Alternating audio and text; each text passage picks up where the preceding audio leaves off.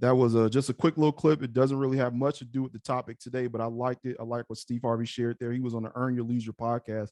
He talked about, for him, the real game-changing move financially and everything in his life was marriage. So that's what that's what we talk about a lot with this group, and that's what we're trying to move toward. A few quick slides for people who are new. Just want to welcome you to the group. A little bit about what we are about. We're learning and teaching something new, encouragement toward better health, wealth, and relationships. We're not a singles group, we're a friends group. So there's different expectations with that. We're a group that's about socializing with other positive people. We do online and in-person meetups. Simone, you want to say anything about the some of the upcoming in-person meetups we have going on? Yeah, so some of the upcoming meetups we have going on, we have quite a few items here. The next item I am just about to get ready to post here. It is going to be a yoga in the park event, which is going to be really great. The event after that we have is going to be our picnic. It's going to be 90s themed. It's also going to have some Squid Games in there. And then we also have a volunteering event that is going to be April 23rd, a game night at Pin and Proper that is going to be on April 24th. And then ending off our April is going to be another volunteer event as well. There you go. We actually got, I think we got two volunteer events, but one of them's full. So I think that, and we also got a Six Flag event too, late April 30th. We're going to be, some of us are going to be linking up at Six Flags. It's going to be a good time. But yeah, so we got plenty of opportunities for y'all to connect. Once y'all get around the group, as we saw the sister earlier who popped in, she said she had just joined the group for the first time, as well as her brother, Nana, and they both attended one of the in-person events, and they liked the vibe of the group. They thought it was positive energy, good conversation. So here they are tonight, and we're gonna try to keep some of that going. These online virtual conversations can get a little spicy. Just a warning to everybody who's new, but we try to keep it respectful. We try to the main goal is growth and whatnot. But y'all will see a little bit about different levels of membership. Some of y'all may be aware or not aware, but everybody, once you enter the group, you're given a title. Basically, it's based off of the Star Wars universe. People who first enter a group are force sensitive, and as you join the group and continue to attend meetups and just interact in a positive manner with the group, you move up the Jedi ranks and become a Jedi Master. That's just a little bit about it. Just something fun that we do. It's nothing too serious. So why are we having these relationship conversations online? It's to meet new people and see where they stand on important relationship issues, to learn more about the opposite sex, and to restore and encourage healthy relationships through engaging in conversation, and to see more two-parent households or nuclear families.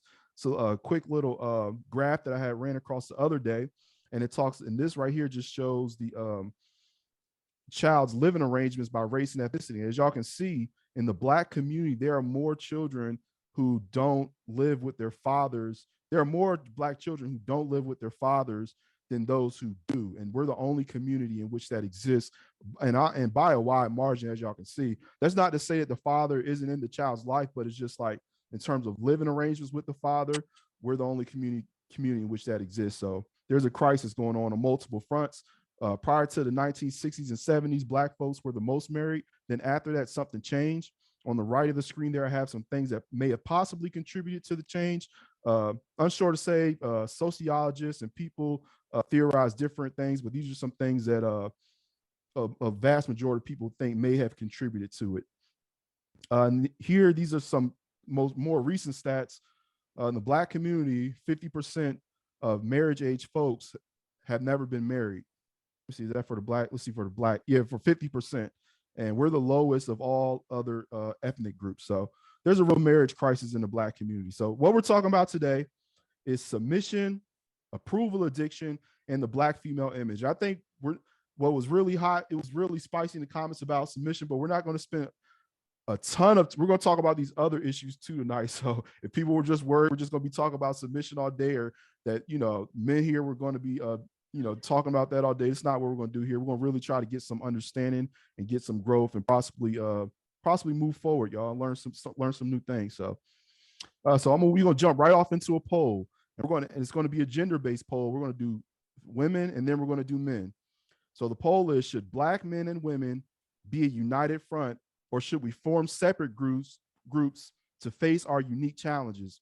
And basically what I mean is, a lot of, I'll give y'all a case study for both genders.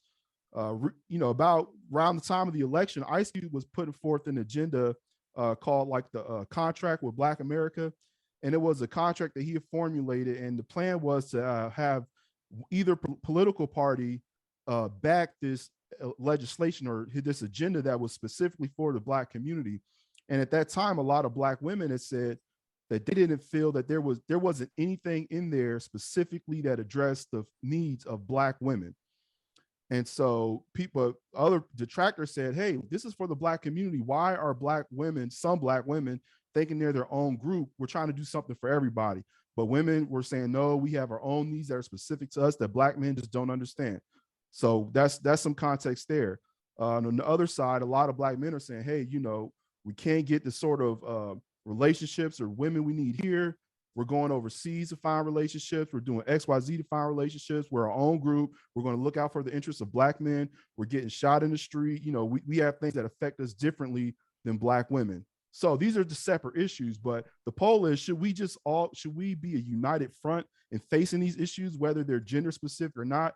Or should we have our own groups and tackle these issues and then come together to grow from there? Do we try to address these issues together? That's basically what I'm asking. Hope that's clear, probably clear as mud, but let me see here. I'll do women first. And we're launching the poll. So only women answer, then we're going to let the men answer. So should Black men and women be a united front, or should we form separate groups to face our unique challenges?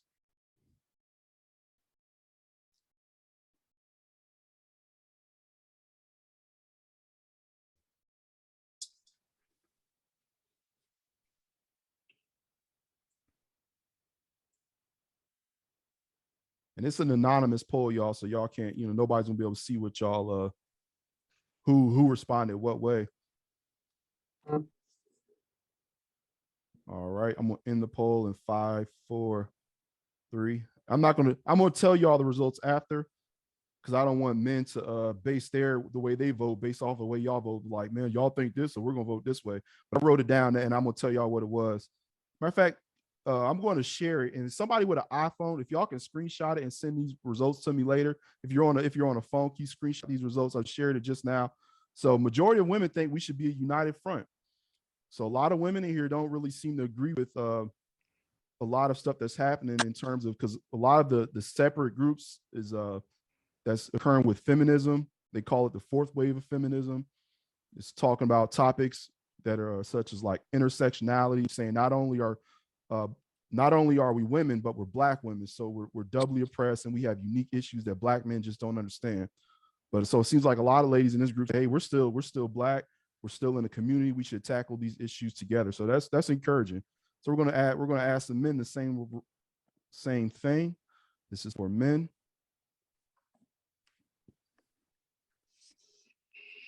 Poll is now launched, fellas.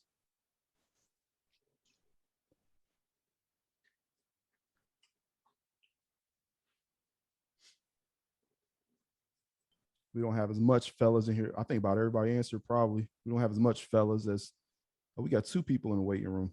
You getting them in, Marco? Yep, thank you, Marco. All right, I'm gonna end the results here. Oh, somebody just clicked in at the last minute, one of the guys. But anyway, so it's like a 3/4 think we should be a united front.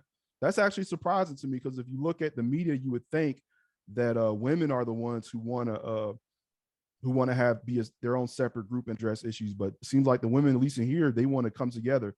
If one of the guys, if y'all want to chime in, one of the guys who maybe thought we should be our own separate group, and do y'all want to just say something really quick in reference to why you voted that way? Yeah, I don't mind speaking on that. I think when we are internally, we should definitely have our separate groups and discuss that amongst each other. But if we're presenting it similar to what Ice Cube was doing, presenting that to, I think it was the presidential candidates, we should be a united front. So actually, my answer would have been both if it was an option. Right. Yeah, I purposely made y'all take a stand on that. But if you had to choose, you think separate groups? Yes, sir. Okay. But Ice Cube, he wasn't presenting an agenda that was just for Black men. He was presenting an agenda for the Black community. And a lot of ladies didn't like that. They wanted an agenda that also included something specific to them. But okay, there was one lady who voted separate group. Do you want to say anything, ma'am? Whoever that was that voted. And that was me, because of the same thing he just said. I think that it's D. Marie. That's just pretty much it. Same thing he said. I think it should be separate groups. Oh wow. We need to first, as women, deal with our own issues first, and then come to our Black men. Because being with our Black men, we don't understand yet, and they don't understand us yet. So we need separate groups first to figure out our own internals, and then come together. Wow, that's surprising. I didn't expect that. I didn't expect you to vote that way, but there you go. All right. So we're gonna keep it pushing here. I don't have a lot of teaching stuff I'm gonna do. It's gonna be a lot more just information, y'all. Let's see here. Also, I wanted to also make a note. Follow our if you're on Instagram and you haven't followed our Instagram yet, make sure you follow our Instagram. We just kicked off maybe a few weeks ago. It's Positive Black PPL at Positive Black PPL. Go ahead and give us a follow. We're going to start posting update. We're gonna start posting stuff about our events, upcoming events and stuff like that, because not everybody's on Meetup, and we want to bring in as many positive Black people as possible. So here, the S word. So we're gonna start off talking about submission. We got to get out the way. So Kai had made an interesting comment, and he said maybe the word submission is a problem. We should turn the word submission to trust. Trust you with leading a family, or you trust your judgment, so I will follow you. So initially I agree with that statement, but then I thought about it. I was like, well, hold on, we're kind of moving the goalposts here, because trust and submission mean two different things, and I kind of explained that in the thing. So I think we have to stay on the word submission, because submission is it's a different implication than trust. Because when we talk about submission, and I wrote that it's accepting or yielding to another person's authority, the right to command or influence behavior of others, and the power to make decisions. Let's see here. And if we have a problem with submission, that is in effect saying we don't acknowledge a man as having authority in a relationship. And then I gave the example of the president. And we know that in terms of the laws of the land, that a man is not seen as in a position of authority. But as we're going to show in a video clip here, it seems that in terms of the relationship of the marital unit, Kevin Samuels had insinuated that the man is the person who's in authority in a relationship in some regard. So the thing we're looking at, like, where does authority come from? Just something to think about, like, where does authority come from when we talk about relationships? We know it's not political. We know it doesn't come from the laws of the government. So it seems like some men, and Kevin Samuels asserted that the authority is God-given. So that's kind of where we're going. One thing I had made a follow-up comment and said that this notion of submission comes predominantly from a Christian text. And I was wrong here, because, and I made it seem like it was something that was exclusive to only Christians. But when I was studying this and looking at it, that I began to see that across cultures, across different religions and stuff like that, submission was there. It's in other cultures as well, not just the Christian community. So let's see here. Let me admit these folks.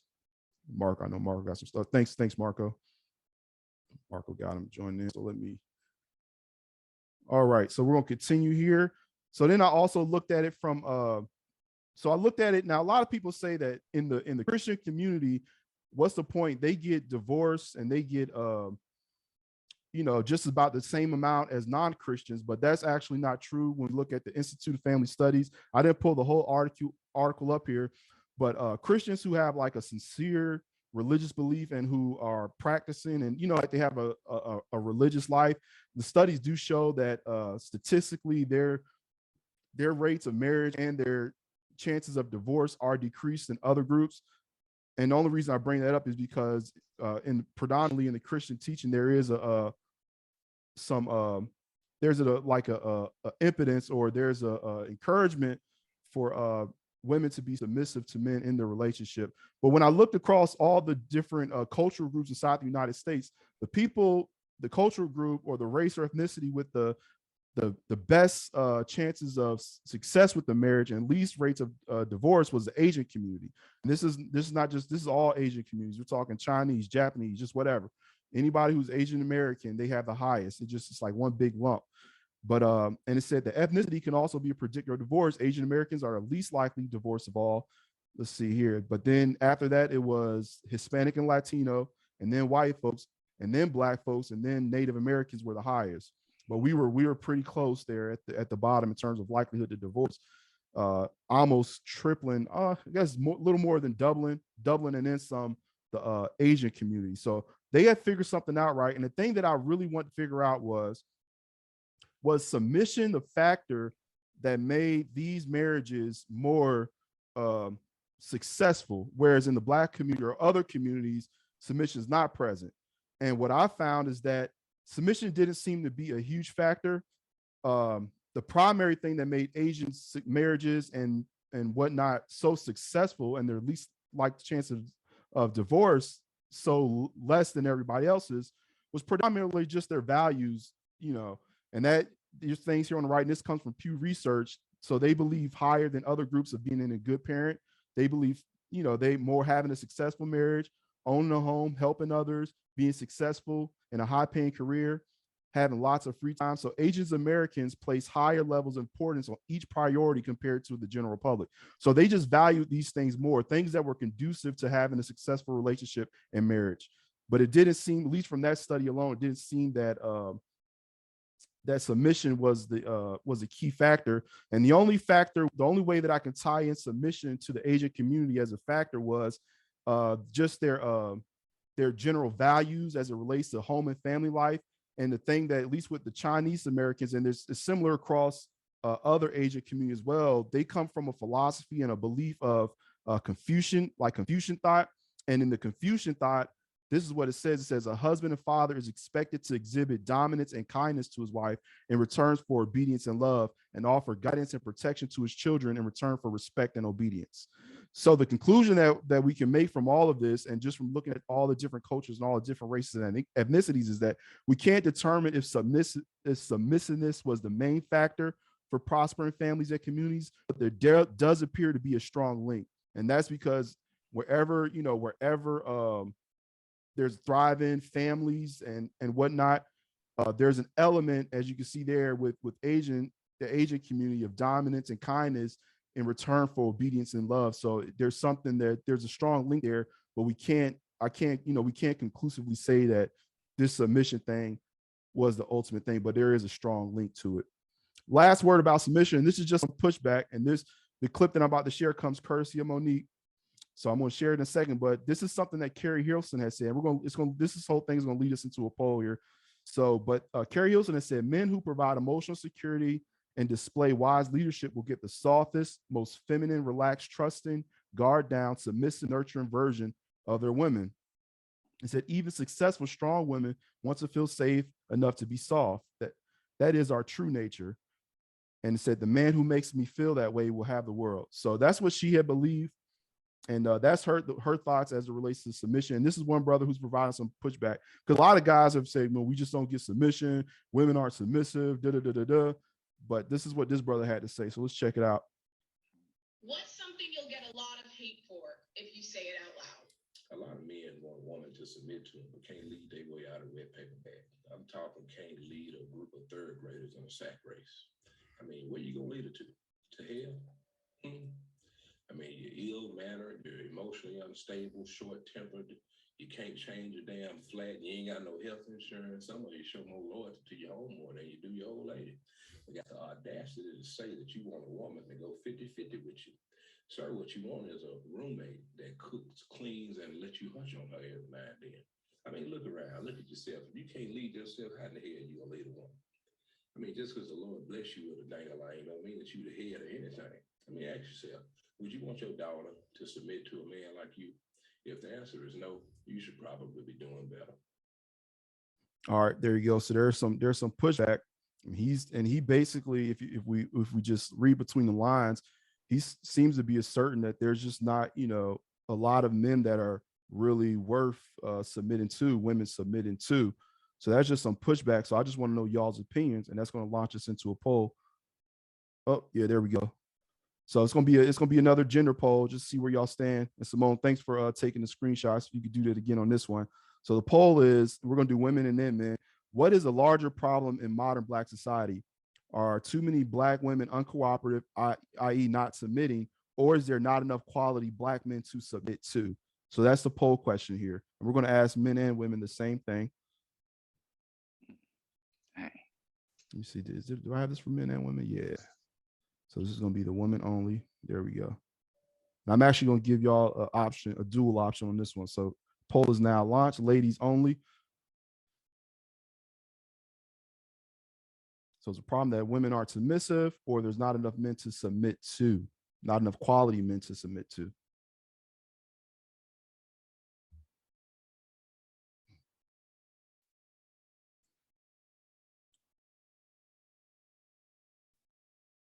Or is the problem, is it pretty even? Give y'all a few more seconds. It's okay. All right, let me end the poll. 5, 4, 3, 2, and 1. And let me share the results for y'all. Does any lady? So it seems that a lot of ladies, and I guess y'all gonna have a chance to chime in, because I want to hear y'all's perspective on this. That there's not a lot of ladies believe that there's not enough men worth submitting to. Almost equal, at least almost half, also believe that it's an equal thing, that it's twofold. A few ladies believe just women just aren't submissive. Does any lady who answered no briefly want to respond to why they don't believe that women aren't submissive? Is the main problem, is a larger problem? You don't have, I guess you don't have to share. I know it's kind of, it's like the sisterhood got all eyes on you right now. They're listening like, what the heck? All right, we won't, you don't have to share. So it's 2 ladies who didn't think there, or maybe some men was messing up our poll results. I don't know. It's hard to tell. What we got? Let's see, we got, okay, the numbers seem about right. So I guess, all right, so I'm gonna stop sharing and we're gonna do the guys. Let's see here. Let's see what the fellas think. What was that, poll number 2? Yeah, so men, and here we go. So it's the same question, guys. What do y'all think? Is it that women aren't submissive, or is that not enough men worth submitting to, or is it both in equal measure?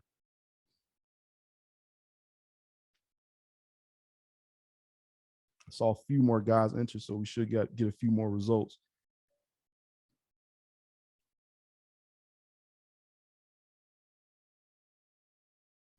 I'll give y'all 5, 4, 3, 2, and 1. All right. So we had one lone brother who said there's not enough fellas worth submitting to. If I had to vote, I would probably vote on the I think it's probably both. I would have been in that 54%. But there's a brother who said that there aren't enough men. You brave enough to stand on it and say why you believe that? You went against the brotherhood. But you rather keep it low key. All right. Oh, did I share the results? Y'all see that? There we go. Let me share it for y'all, okay, just so y'all can see I'm not making this up. Were you able to screenshot them both, Simone? Yeah, she's getting it now. All right. Let me stop the share and we're going to keep it pushing. All right. So now going into the other thing, and all this I think starts to tie in, because now we're talking about something that I've learned about this year is the topic of approval addiction. And if you really think about it, to me, there seems to be a tie-in with this submission thing and approval addiction. And we gotta, I don't know, like there may be some merit to figuring out, like, is the issue lack of submission, or is another issue? There's also on the flip side, is there some people are really struggling with being too submissive and trying to seek approval, and they need to get out of that. So there's a link if you really think about it. But let's dive into a little bit about what approval addiction is, because a lot of ladies have been saying that, that this is a struggle and that they're encouraging other women to get out of this. So this is approval. Let's see, it's a term used to describe a condition in which someone puts pleasing others above his or her own needs. It said it could have a profound effects on a person's happiness and sometimes lead to poor choices and bad behavior if the persons around that individual are toxic or they're engaging in harmful activities. Let's see here. And it also, a less severe form, it could also be referred to as people pleasing. So a lot of ladies feel like they struggle with this thing of approval addiction. So their concern isn't about trying to find a man to submit to. Their concern is trying to be pleased with themselves and make decisions that make them happy. But let me share this little clip here.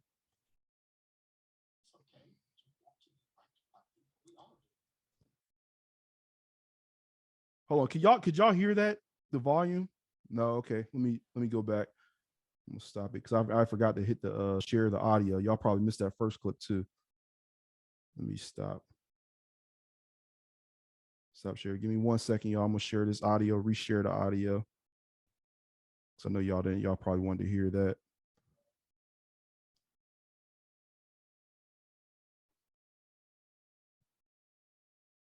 All right. It's okay to want to be liked by people. We all do. What's dangerous is when you need to be. Let me tell you why. Because where God is taking some of you, you're going to lead. Where some of you already are, you're leading. And you cannot need those you lead. Approval can have the impact on people that addiction to other things has on others, because some people get high off the approval of others. It is a sense of self that is tied and tethered to how someone else feels about you. It is a sense of self that unconsciously suggests that the way I feel about me is based on the way you feel about me, or the way you feel about me is more important than the way I feel about myself, or what you feel about me changes the way I feel about myself. So I feel good about me until I hear you say something about me, and because I've given you the power to determine what I think about me, what you say changes the way I feel about me. If they say it and your mood change, who do you believe the most?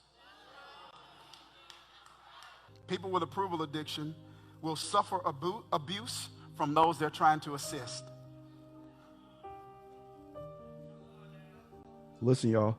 They will just submit to abuse from people you're trying to help.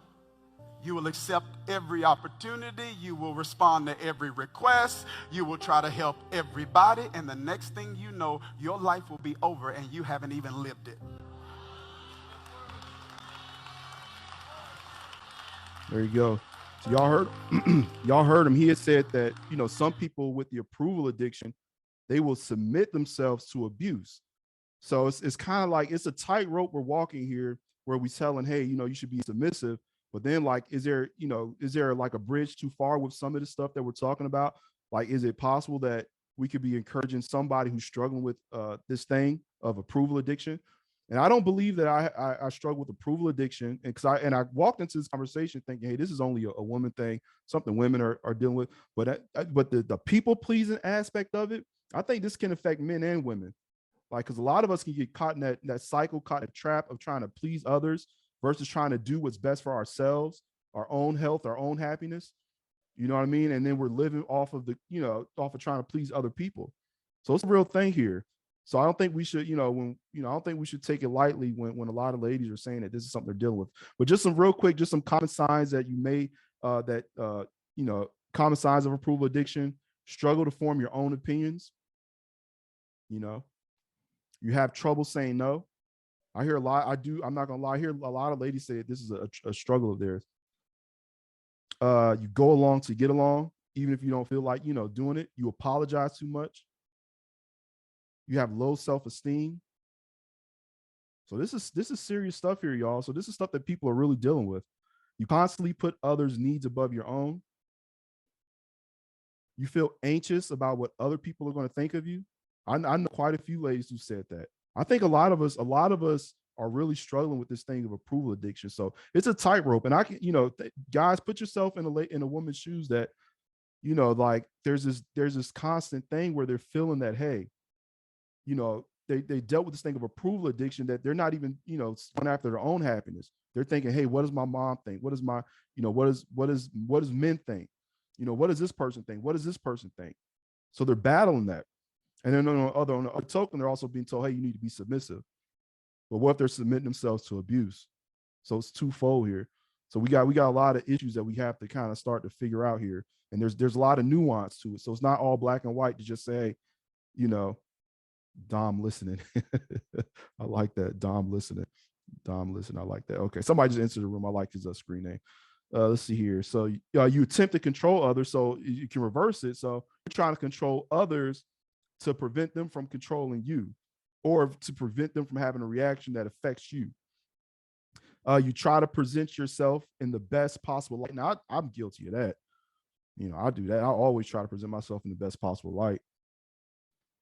But these are just some common signs, y'all. This isn't, if you may have one or two of these things, it may not mean you outright struggle with it. But I think the thing that makes an addiction is if you get a high off of it, like Darius Daniels said in the previous clip. Do you live for that? Do you live for that? Do you need it? I like it, but do you need it? Needing it, when you need that, that's when it moves from people pleasing to an addiction, is when you need that approval from others. And you're terrified of rejection. A lot of guys this is a lot of things. A lot of guys say they struggle with, the fear of being rejected. A lot of ladies have said that, they would approach a guy, but they don't, they feel, these feelings being rejected is something that they just don't want to deal with. So it's just something to think about here, y'all. And like I said, none of us here are psychologists. I'm not trying to play a psychologist or a therapist or anything like that, but just, if this is something, it might just be something worth considering thinking about. All right.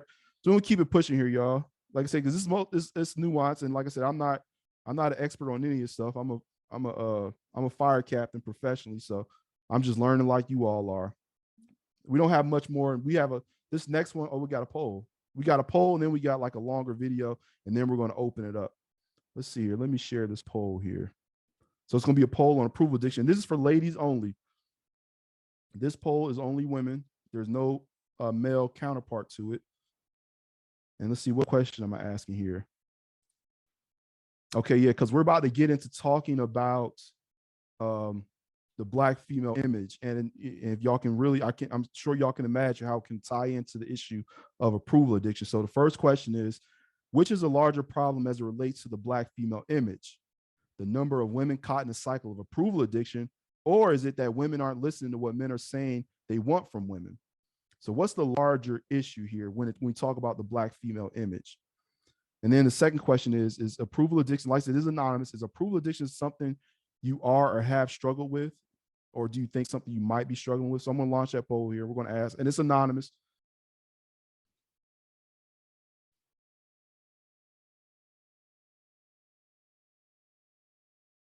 The poll is now launched. Give y'all a few seconds to answer.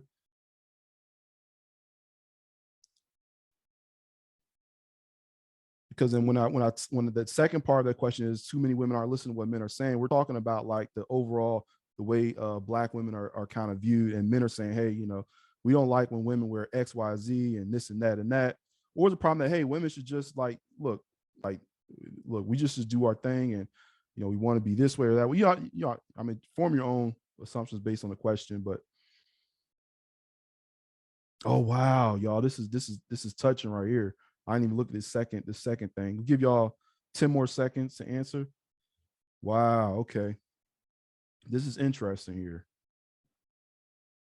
All right, I'm going to end the poll right now. Let me share the results here. All right.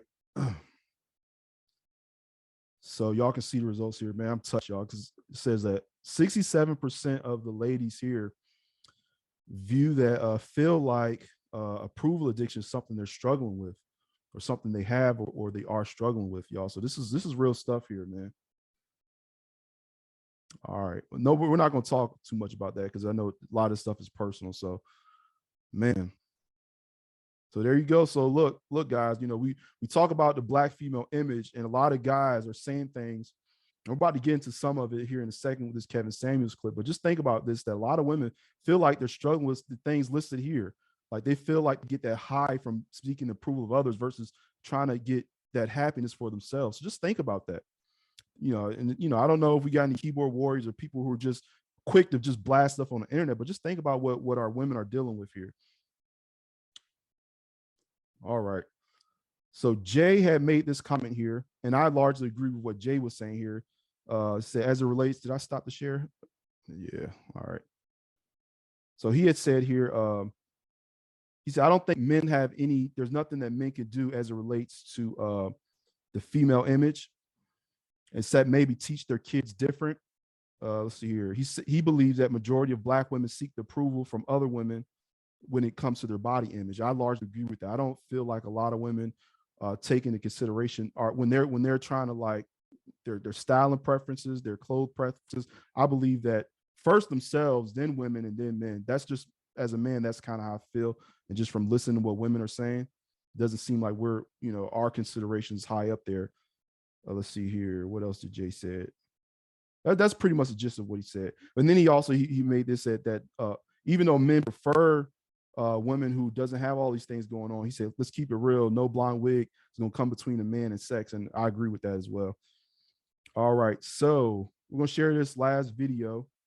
And it's a longer video y'all hear, y'all. So just try to listen, because there's Kevin Samuels and Nicki Minaj, and they kind of had a back and forth. Listen to the talking points of each side. Listen to what they're saying, and we're gonna talk about it after, and we're also gonna have a poll after. But all right, let's get into it. Me a 9, but guess what? That 7.5 or that 9, and this is not about Kevin, because he actually was very respectful on the show when I spoke to him. All you niggas that do that, y'all can take those ratings and shove it up your fucking assholes. Okay, so that every time that little chime is going, it's just to clean it up. So it's just a curse word every time y'all hear that chime. So forgive it. Shove it good and hard and deep in your assholes. This smoke show is not about Nicki Minaj. I have my schedule to do. I've heard about her video that she sat down with Brother Joe Budden. But I need you guys to understand that I don't make my content in reaction to a lot of stuff that you guys watch. I got a content strategy. I got stuff I'm talking about. And they're black men. I love you. You can't say you love black men and then you want black men to shut up. That they can comment on women's bodies and keep saying what we like and what they don't like. Who are you? This ain't about you. Because there seems to be a frame of mind that's like, who the hell are y'all to be talking about this? Who are you? Why are y'all doing this?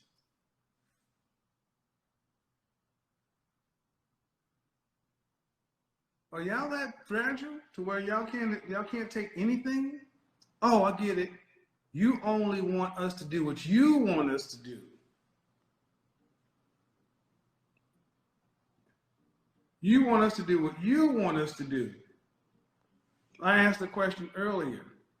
When women say, I love black men, but then you turn around and you roast black men and tear them apart for actually speaking their minds. Hello. Like, I don't ever want a man to come back on this fucking internet and talk about some fucking lace from who the fuck y'all think y'all talking to?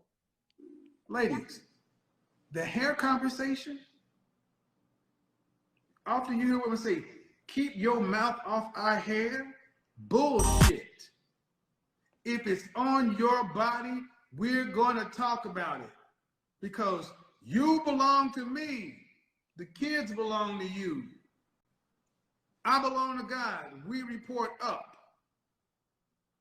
There is nothing that is on or around a woman that is not a man's business. If you got a problem with that, deal with your creator. Don't make it black men's problem because we got the nerve to say something about the women that share our reflection. Just a quick pause. I thought what Kevin Samuels did from an argument standpoint was very crafty because he invoked God. You know, he brought God into the equation. And that gave him, to me, it gave him a leg to stand on. But y'all, I'm gonna let y'all give y'all own opinions on that. But I'm gonna keep the video going here. I just thought that was very crafty what he did there. To the men that get on and laugh about black women because you mad because some black girl broke your fucking ugly ass heart, like the podcast clown, the podcast clown. I wish the fuck you would have tried that with me, bitch. I wish the fuck you would. Shut up. Shut up. I don't like that you say this. Stop saying things. Let women say whatever they want to, however they want to, and you just be a good boy. This is the real problem. That's the real problem, especially in our community. Black men, we are supposed to be second-class citizens. We're supposed to listen to mama, auntie, cousin, nene. We're supposed to do what they tell us to do. We're supposed to shut up and fall in line. Sorry. The kind of men that are going to be required to build the black community are the kind of men you're going to have to learn how to contend with. If you can't contend with a man, then get with your girlfriend or get with the beta dudes get with the little baby boys you raised, and move on. Hey, no heat, no judgment. This is not embarrassed black woman season. That's not what this is. Who the fuck y'all think y'all talking to or about? Eat a dick. Eat a dick.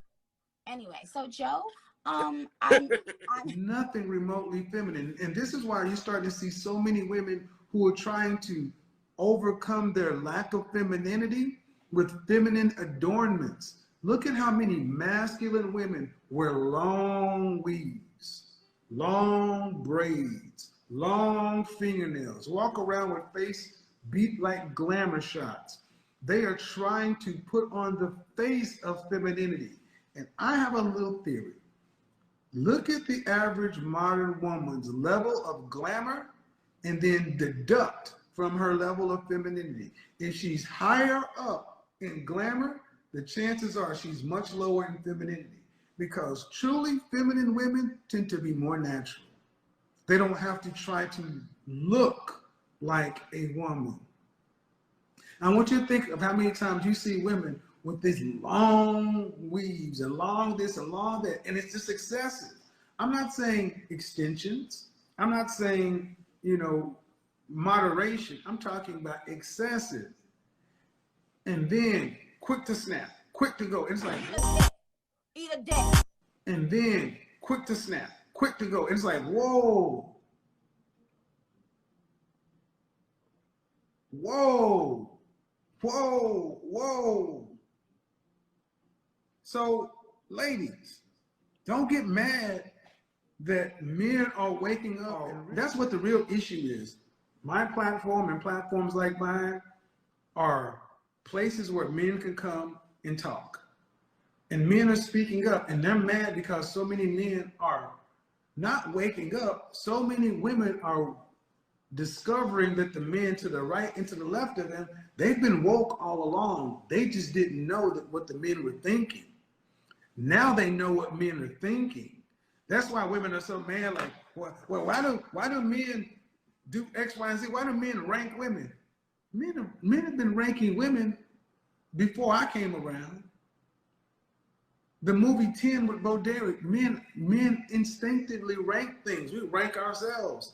And women, you don't want any criticism. You want us, we're going to rank you. Right. You shouldn't tell women what you think their rating is. We're going to rank you, and any man that sits around and says you shouldn't be doing that, that motherfucker's a pander bear. He's pandering to you. Women, you got men pandering to you. Yeah, they shouldn't be ranking ladies, and they shouldn't be doing that. A lot of these men tend to be some of the most toxic, egregious motherfuckers themselves. I'm sitting there looking at these men talking, telling these women, yeah, they should be ranking. Y'all cheating on women, beating women's ass like hotcakes. Got babies everywhere. Have horrible track record with women, talking about what men should and should not be doing. Y'all want to measure track records? All right, so that was a clip there. That's going to launch us into a poll. And Kevin has said a lot of stuff there. And, I think we had a conversation on Kevin Samuels earlier, and we asked, is he bringing us together or tearing us apart? My consensus was that he was tearing us apart, but I also made a caveat and said that I agree with 80% of what he says. And even with that, guys are still in the comments telling me that I'm caping for women and all that stuff, just because I think that the end result is not, conducive. But with this video, it's pretty much the same thing. What he said, I'm a man, so I have my biases, but I think I agree with about 80% of what Kevin Samuels was saying here in this video clip.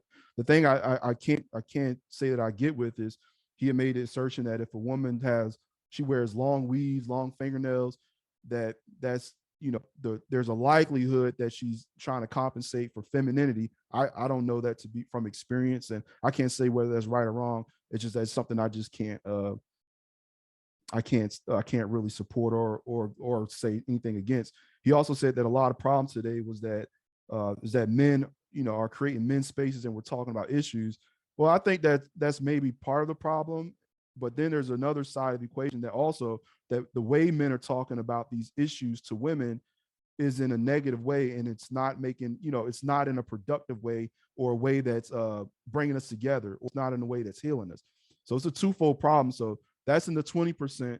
those two comments there and the 20% that I don't agree with them. But he had said a lot there. He said some things, it's particularly as it relates to men and the way that he believes that, like men and women in our dynamics, that a man has a right to comment on a woman's appearance, because he basically said that, women are our business and for the women. I don't know. I won't agree with it in that exact terms, but generally the principle and the spirit of what I think he's trying to communicate, I think I do agree with. So that's going to launch us into a poll. It's another a gender poll. We're going to do women first and then men on this poll. And let me launch it and let me read the questions off to y'all.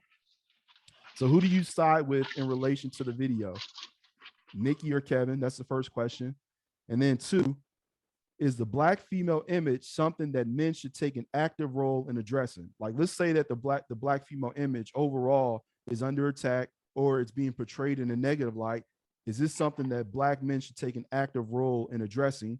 And in reference to what Jay had wrote down, outside of raising children, is there anything that Black men can do to help raise the Black female image? Oh, I worded that question wrong, but the question I'm trying to ask for that third one is, do you agree that there's nothing we can do to aid in the Black female image? Just, I worded the question wrong, so I hope y'all understand what I'm asking there for that third one. So is there anything that Black men can do? That's the third question. So let me launch it here. This is the women's only, and we're going to do the men's poll. There's 3 questions here in total, so I'll give y'all a little more time. Who do you side with, Nikki or Kevin? Let's see here. Should Black men take an active role in addressing the Black female image? And is Jake, and the third question is there anything that Black men can do to address it? Let's say if we should have taken an active role, is there anything we can do outside of raising children to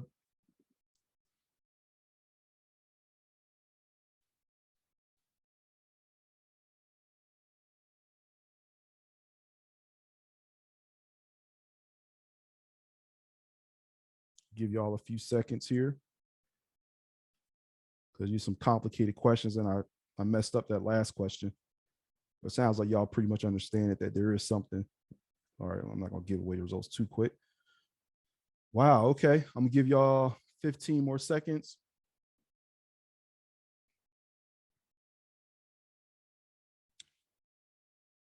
10. All right, let me speed this up. 5, 4, 3, 2, and 1. Let me share the results with you all. Guess Simone's ready to do some screenshots there for me. Appreciate you, Simone. So let's see here. Majority of women in relation to this video agree with Nikki. It's about 65%. And then they side less percentage sided with Kevin Samuels on that one. I sided with Kevin Samuels on that, but of course I'm a man. Of course I'm biased. Let's see here. But I do agree with Nikki that men overall on the internet, we need to be careful in the way we talk about women. So let's see here. As a Black female image, is I'll split on that one. So wow, okay. And women think that there is something we could do. Maybe y'all can address that a little later when we open it up. But one of the ladies who respond, let's see, one of the ladies who, let's see, to question number 2, who said, is a Black female image something that Black men should take an active role in addressing? Oh, Simone actually got kicked out. I wonder how that happened. Let's see here. One of the ladies who responded, no, that Black men shouldn't take an active role. And one of the ladies who responded, yes. Maybe y'all can chime in. So one of the ladies who don't believe that men should take an active role, if you can be real brief and just sharing why.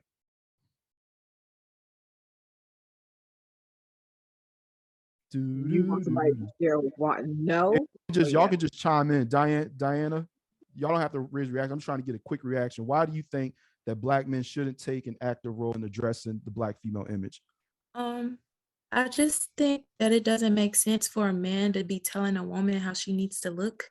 Like, that's like me trying to tell a man how to be a man. Like, that doesn't make sense to me. Like, I can understand you. Like, yeah, you may be attracted to one thing, but a lot of times one man may say he wants a freak, and then he'll sleep around with the freak, but then he'll marry the person with a completely different image than what he was sleeping around with. So I don't think that matches.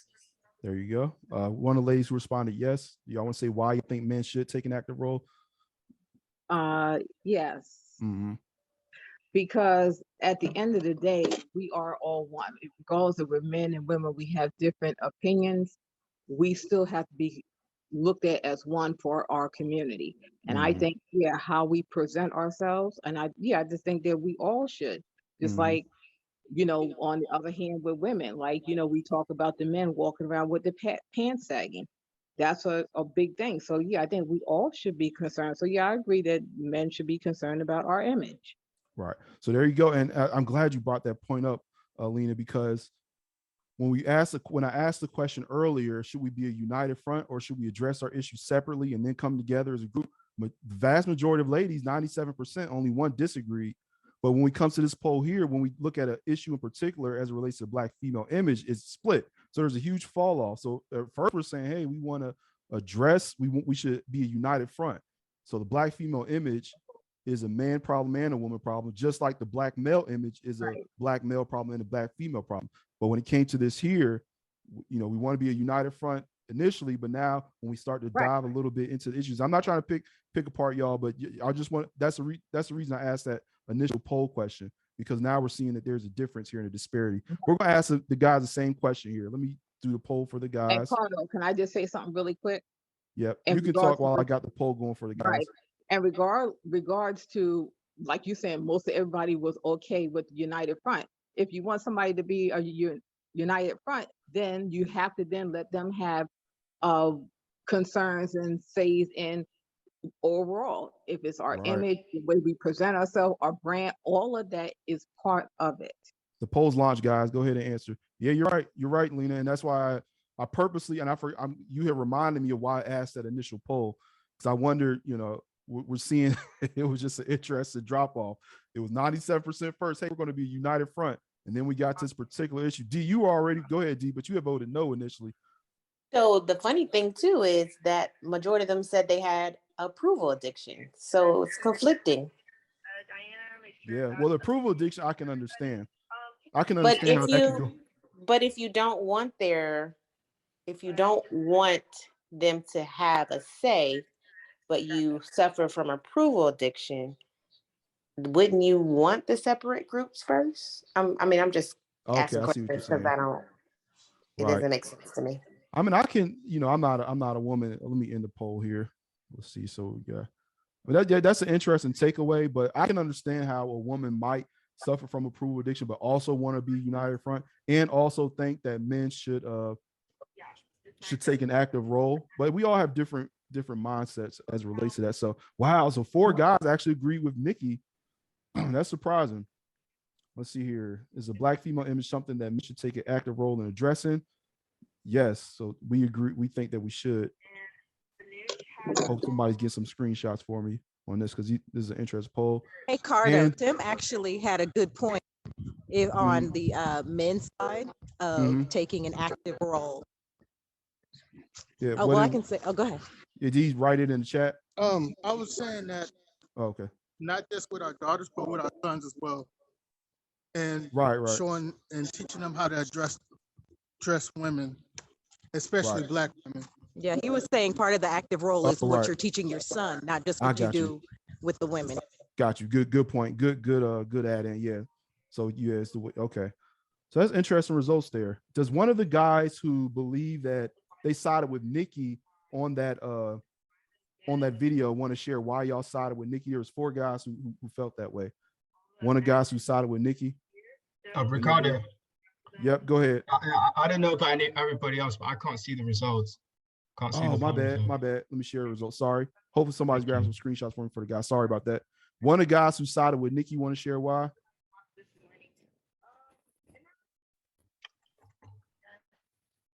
Come on now. I know y'all ain't scared. Come on, fellas. I mean, bro, I didn't vote because both of them I think are idiots. But what Nicki is saying about the rating system, you don't see any other group going on YouTube putting out a rating. Like, we might do that in the locker room, but to go on like platforms and rating like celebrities and stuff, that's just kind of tacky. And to be honest with you, it could get you fired in some jobs. All right, go ahead, Steven.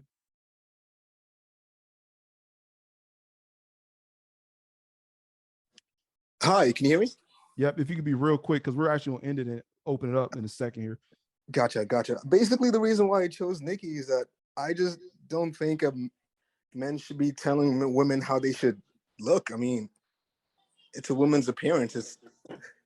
Women don't usually dress up for a man's attention.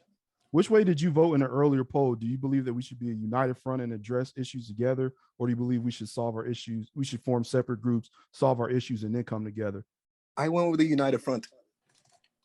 But then when it comes to this, you don't believe we should be a united front? It's a bit of a weird question because the way I looked at the united front is that, yeah, there are issues that we should tackle together, but there are also issues that one gender shouldn't be saying for another gender. If that makes sense. No, not to me, but if, I guess it doesn't have to. But let me explain how this goes, y'all. So we finished the conversation here. If you want to, say something about what was shared, raise your hand.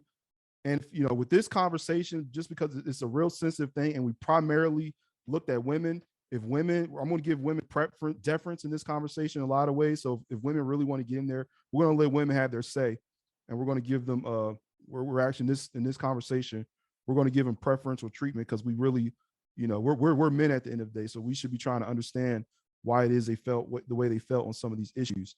And we go to people on camera first. Let's see here. But let me just give y'all some takeaways. If y'all don't know what to say or don't really even know what to react or what to say to, let me just put some general questions out there that y'all can respond to. And with y'all commentary, if y'all can try to be within 2 to 4 minutes is the sweet spot, y'all. If y'all do weigh in, just so other people want to chime in. But let me ask this question. So here are some things y'all can think about. What would it take for you to submit to a man? Something you can respond to if you're a lady, you want to talk about it. Second thing you could possibly respond to is, does submission still have a place in modern times and in modern relationships, or is it outdated? Or does submission still have a role to play? Okay. Or you can say, or another thing I'm asking is, if the Black female image is in trouble, who will save it? Who is responsible for saving it? Well, the way y'all voted pretty much gonna give that away. Y'all think that Black women can address a Black female. So disregard that question there. And the last thing is, also, if you want to speak out, if you're a woman and you want to speak in favor, you want to just show your support of what Nikki had said, or you want to talk about the thing that we spoke about with approval addiction, and just really try to encourage some of the women here who are maybe struggling with approval, just because we saw, and it really touched me, that 67% of the ladies here is something that they had struggled with or something that they are struggling with. So it's a real thing. So if you want to just support some of the sisters, and guys, let's be respectful of our commentary if we're going to weigh in. And we'll go from there. Michael, you had your hand up early, but I'm gonna go to Monique just because I want to give deference to the women because this is a women's topic. We'll let her chime in, then we'll go to you because you're on camera. Go ahead, Monique. Sorry, I had to try to get myself off mute. So your question for like the wrap up was, what is submission, or what it would take for me to be submissive? If you just put Carrie Hilson's tweet back up on that screen, that's what it is. It is, to me, it is not, the word submissive is not a bad thing. People often like to take the negative connotation to it. But for somebody that is used to seeing leaders in their families, male leaders in their families, submission is not a bad thing. But the problem is, and I feel like in modern times, is that men sometimes take that word to another level.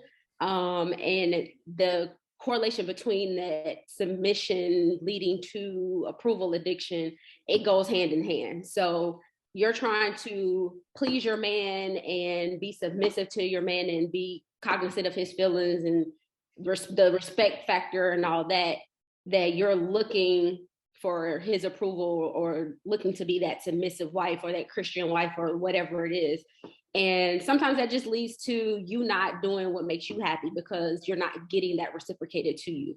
So that is why I think a lot of women end up having a problem with that word submission, is because they are giving, and we are givers by nature, but they are not receiving. And then they say, you know what? I'm not submitting to nobody. This is not making me happy. And they turn their ears off when they hear the word submission. So there you go. So I'll take it you apply with one of the questions there, you probably answered that there's not enough men worth submitting to. Was that the way you answered? No, I actually said it was both. I said that, women don't want to submit because, again, they take that connotation to it, and that there are not enough men that would make a woman know how to submit or be willing to submit because they don't know how to lead. There you go. So she was balanced. All right, Michael, and then Latoya. So this is an interesting topic, and the part that it confuses me when it comes to women, when we talk about submission. I've seen women submit to bosses at work, submit to family members, submit to girlfriends that they've been girlfriends for 15, 20 years, knowing that they did wrong, but they can't submit to a man. And those submissions, they will forgive because it's a consequence behind that. It's a paycheck behind it. They may lose a family. They might lose their love from family, or their girlfriends that they're sweet ride or die. But if a man does wrong, his manhood is questioned, his leadership is questioned, his responsibility to her pain is questioned. And so I look at those things and I'm like, if a woman can be submissive to a man for certain things, or come to the mindset to say, hey, what I have been doing in the past, it hasn't worked. I need to try something new. Where do we go from there? It's like, you haven't been successful in relationships. Maybe the approach that you've been doing hasn't worked. Time for a change. And I'll rest my mic on that one. So it sounds like you're saying that in reference to women saying that there aren't men worth submitting to, it sounds like toward your end of your commentary saying that they're not selecting these men. They're selecting men who they don't feel comfortable submitting to.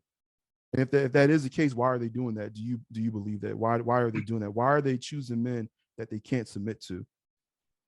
I would say the reason why they're choosing men that they can't submit to, it goes with flexibility.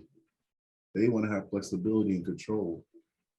And flexibility meaning that they want to dictate the rules of engagement. They want to dictate, instead of saying, hey, you know what, this man has a vision, has a plan, and I need to see it through. It's just like a company. A company gives you a project. You may not know what the outcome of the project, but you're going to see it through.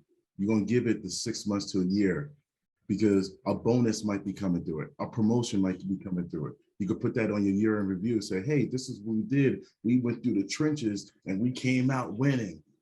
Holmes, so you originally said that flexibility was the issue. They're not choosing these men. Did you just saying that they just rather lead a man? Is I guess that's what you're saying? Yes, sir. Okay. All right. Does any lady, Latoya smiling, any lady want to respond directly to what, I'm sure Latoya has her own commentary, but anybody lady want to respond directly to what Michael had just said there? Just real brief. Go ahead, Rosa, if you want to say something real brief to what Michael had just said. I want to say that women who are more masculine, they attract men that's less masculine. It's just a fact. Okay, it's so not it sound like you agree with Michael. That's what they attract. The women that's more submissive, they attract men that's more, you can call them leaders or conceited. I can't put the word the exact. All right, let me go. I'm gonna go. I thought you had some pushback from Michael, but it sounded like you were amen in what he was saying. But I'm gonna go to Latoya because she had her hand raised. Yeah, if you want to, there's at the bottom of the Zoom, Rosa, there's like a reaction button. You hit the reaction button and you raise your hand. You'll be in the queue. But we're gonna go. We had jumped over Latoya. I thought you wanted to give Michael some pushback. Go ahead, Latoya. What I originally wanted to respond to what you said about like what would it take for me to submit to a man. I think first and foremost it is like trust. Like if I trust that he does have like a vision for us and our relationship or me, and I can I feel like I can I can kind of just rest and be in my family and not have to worry or not have to I guess like make a lot of decisions, and like I know like he has my back, and I can just kind of take care of him, and because I know he's taking care of me. I think when that happens, I have been in a relationship like that where I just felt completely comfortable because I knew like he was looking out for me. I could tell it was being physical, it was being present. I can tell he was looking out for me, and he was doing these things and doing those things and not really holding back. And I didn't want to hold back from him either. So I think that definitely allowed me to be more, comfortable in my feminine and being able to do these certain things for him and listen to him and being able to follow what he was saying. Angelia said that's security. That's a good word. Yeah, that's exactly what she's talking about, just being secure in that relationship. All right. Thank you, LaToya. Lena. Okay. Can you hear me? Yep. Okay. So in regards to going back to what Michael was saying, so I'm a little confused because it seems as though that, and I'm not saying that he's probably one of them, but a lot of men are, like you're saying, you agree with 80% of what Kevin Samuel states. And if that is the case, Kevin Samuel states that a man should already, when he, so to say, is coming to that woman, he should already be prepared. And so Michael was talking about, following the man with his vision and where he's going, and he tried to use the job into that. But if we're looking at a man and a woman, and then he wants that woman to follow and lead, it's a little different because I do run a corporation. I'm a VP. So it's a little different in relationships. So in order for me to know that I have to trust your abilities and your skills, I need to know that you can lead. I can't just take it that, okay, you're going to be leading me down the right path. So it comes to when we're dealing with men and women, that's why I always go back to the whole vetting process, because there's just certain things that you need to be talking about and things that you can ask, so you'll know if that person is even someone that you can consider in being in a relationship. Because if you're asking the right questions, then you're going to know if they are going to be able to lead you or not lead, or if they have themselves together or not together. So yeah, there you go. Yeah. Carter, can I ask a follow-up to Ms. Lena, what she just said? Yep. She addressed your point directly, so go ahead. So Ms. Lena, when you said, because you're a VP, I'm an IT manager, so I get what you're saying. And I guess my question to you is, in order for a man to lead, the woman has to allow that man to lead. How many mistakes does a man get before you question his leadership? So no, for me, it's not how many mistakes, because we're all going to make mistakes. The issue is, before you jump into that relationship with this person to say, I want them to lead, you want to know what their abilities are. And that's the same thing your employer does. They, depending on the level of job that you're going after, you got your resumes, they check your background, then you sit in front of a panel of people, and everybody is judging on your skills and, like they said, a proven track record. And that's what we have to do in our relationships. What is that proven track record? That's why I said there's certain things that you can ask, and you have these hard talks and discussions before you even say, okay, I'm gonna go with him, and then I'm gonna trust that he leads. So my thing is, once you make that decision, then you already know that he's good, he's okay with leading. So good, bad, or indifferent. Right. Okay. But if we're all single, where's the proven track record? That depends on where you're at. Now, like you're saying, we're all single. There's various different reasons why people are single. People are not single because they haven't been successful in relationships. I'm single because I was married 20 years and then my husband passed away. So it's not that a lot of people are not successful. That's what I'm saying, is that when you're single, you have to know how to navigate, and you have to ask the hard questions. A lot of people don't want to ask it. All they want to look at is at the exterior point, and then they want to just touch on little fine things, but you don't ask the hard things. And then the other reason why a lot of people are single is because they really don't know themselves.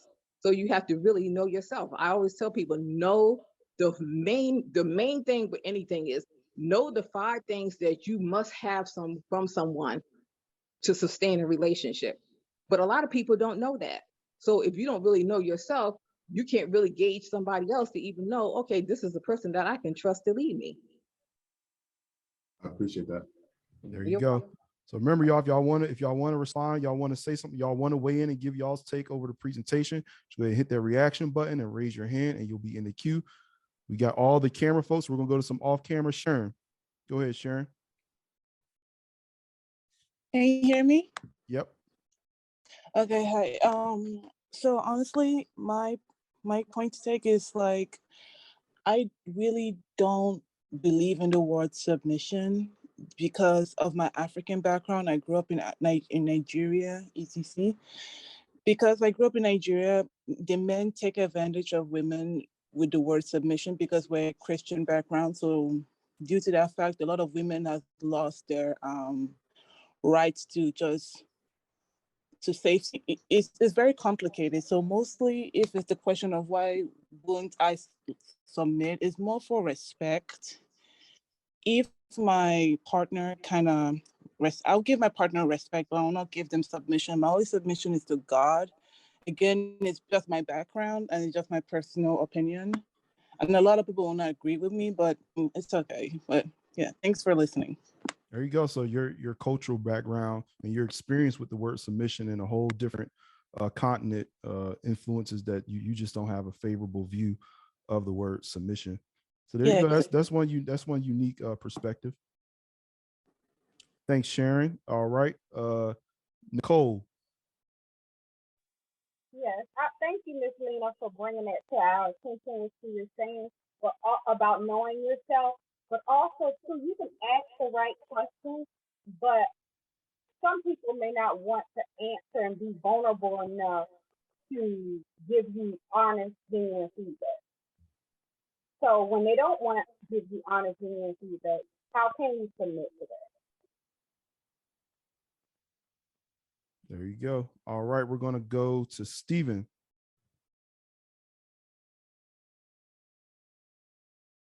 Stephen going once. Stephen going twice. And gone. Angelia. Hi. I'm probably going to piss some people off here, but it's okay. I do it on a daily basis. I really didn't get the value of submission until I was married. I 100% had a huge example of it in front of my eyes, but I didn't get it because you don't see what happens behind closed doors. You don't see how people come back together after they fall out or after an argument or anything of that nature. But can I tell you, I was not made to be a leader in my relationship. I was made to lead people at work and come home and take off that hat and be able to cry in my husband's arms or be able to break down in my husband's arms after the stuff that I have, because he can carry a hell of a lot more than me on them shoulders than what I can. As a woman, I know I'm internalizing stuff. As a woman, as his wife, I know I can't express fully some things and I'll just lash out. I get that. But at the same time, my husband knows how to drop stuff. He can get it. He can let me know it's okay. He's got me. I'm secure. I loved how you were defining security earlier, but he knows how to not carry it around with him. He can drop it. He can lay it at the feet of God, if you will, without saying, okay, I got to carry this baggage around. I would carry that baggage around.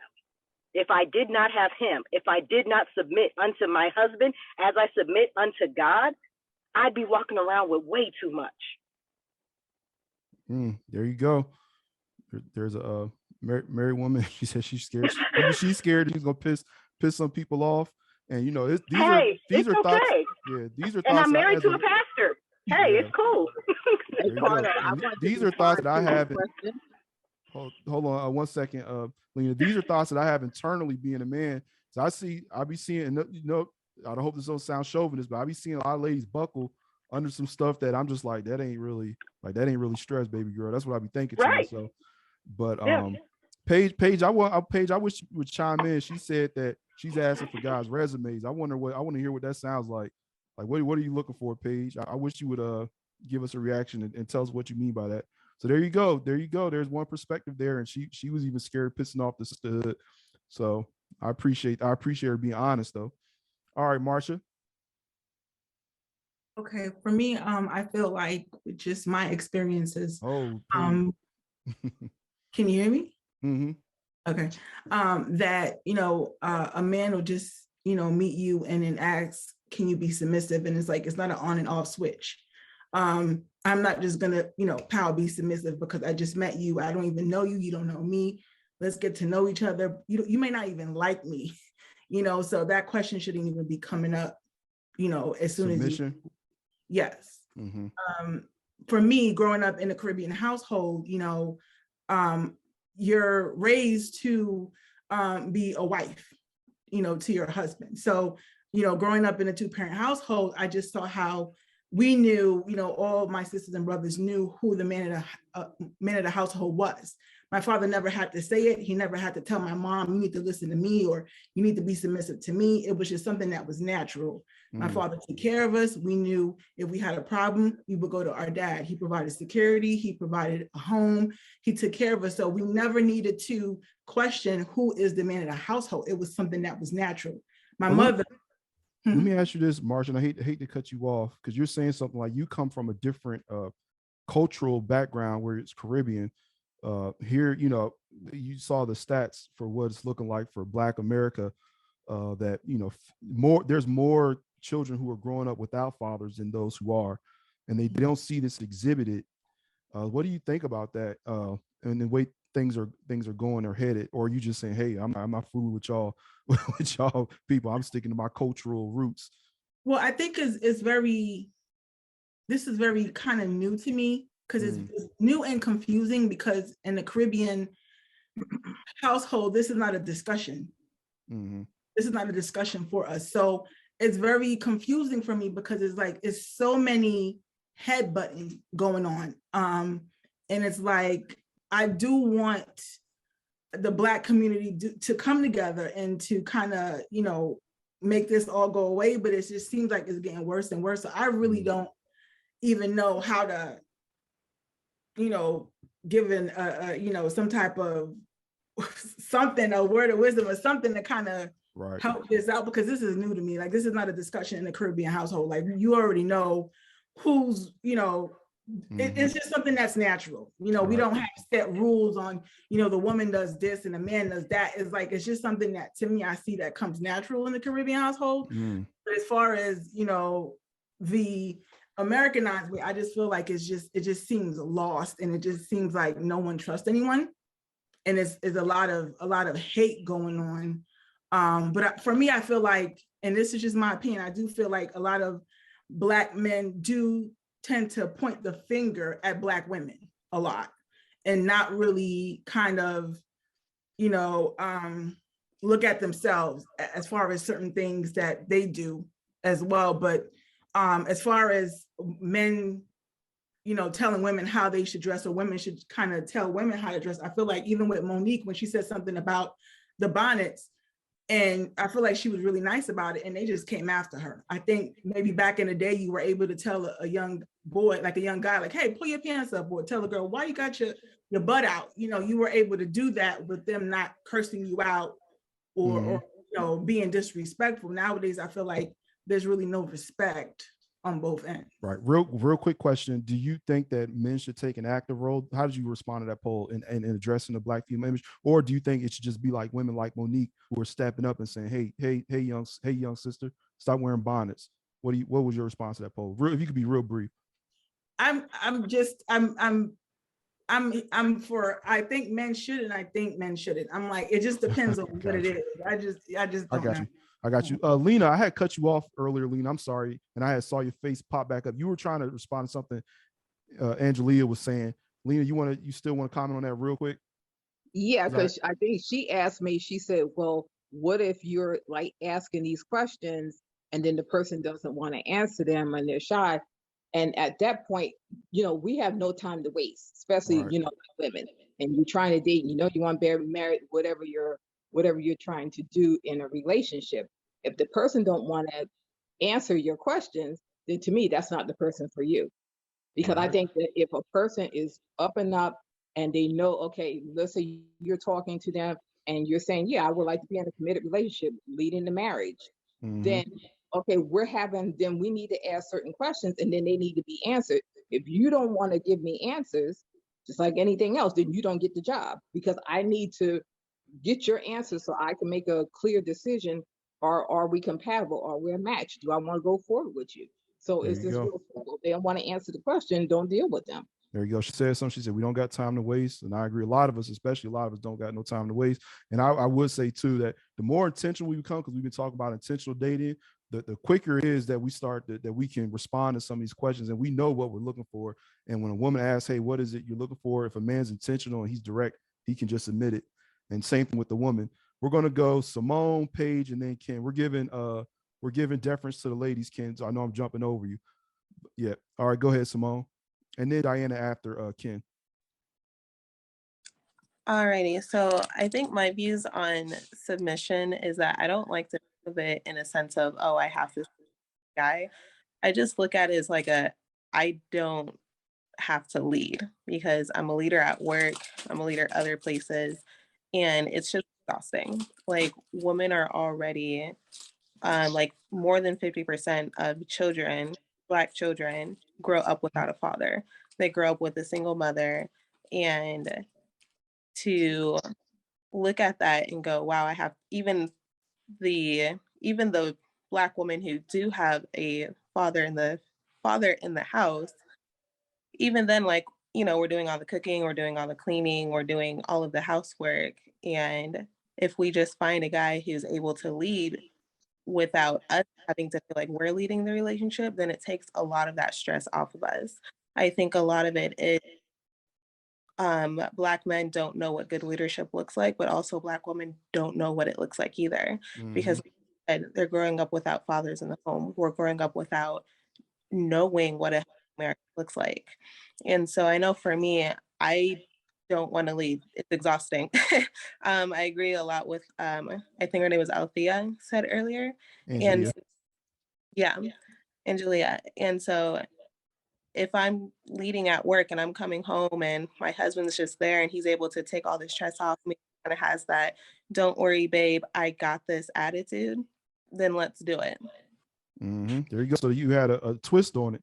You didn't look at it as submit to a man as a burden. You didn't even think about the submission part. You said, hey, I don't have to lead. So you there's a glass half empty type of worldview you had there, Simone. I think that's maybe somebody can take something away from that. One of the ladies who may be struggling with this submission work and struggling with the idea of submitting, and look at the glass as half full. Say, you don't have to lead if leadership is not something you like. But all right, Paige, you had wrote a comment there. You said that before, if a guy asked you for your number, you're looking for a resume. So I guess you raise your hand and respond to that. So what's up with that? It's not nothing crazy. Basically, I expect a guy to have what I have plus more, or equal. So if I have my own house, my own car, my own money, you need to have the same. Right. I don't want no man coming to me for nothing. Basically. So if you have that, we're straight. Outside of that, I expect it to be 50-50. So if you want me cooking every night, you need to be paying all the bills. Okay. So So you think, what if a guy, right? Let's say you're making money hand over fist. What if a guy's still doing well for himself, but he's just not doing as well as you? Like, he can take care of himself. He got his own place. He got his own car, but he's not to the level that you're doing it at. Would that be an issue, or he has to have more than you? No. So like I said, either equal or more. So as long as he can take care of himself, he has his own, I'm fine. I just don't want you coming to me for nothing or trying to move in with me. Okay. So that's the resume. It sounds like a light resume. I thought you were talking about like you need to do some employment verification. Oh, no. Okay. So you're just trying to get a general idea what you working with, where you at in life. Carter, can I ask a follow-up to Paige? Yep. So Paige, let's say he doesn't have a car and or house or things, but maybe he's good at the plumbing or the lawn and gardening, or like or working on the air conditioner, or working on like the pipelines inside the home, or fixing, like he's very handy around the house. Like, he could put a door together, he could put a bedroom together, he could put a bed and a dresser together. Does that even it out, that he's useful around the house and he could do things to make so you don't have to pay out of pocket to somebody else? Well, in my circumstance, no, because my dad does that stuff for me. So I don't need a man to do that. What if he could And compensate? in that situation, that was a good follow-up question, Mike. too, he needs to be an entrepreneur at this point. Like, right. You don't have to work for someone, but you can go out. If you're that good, you need to be starting your own business. Google will help you get there. There you go. She wants what she wants. But I think that was a good follow-up. Good follow-up, Mike. And thanks, Paige, for being brave enough to respond to that resume thing. Go ahead, Ken.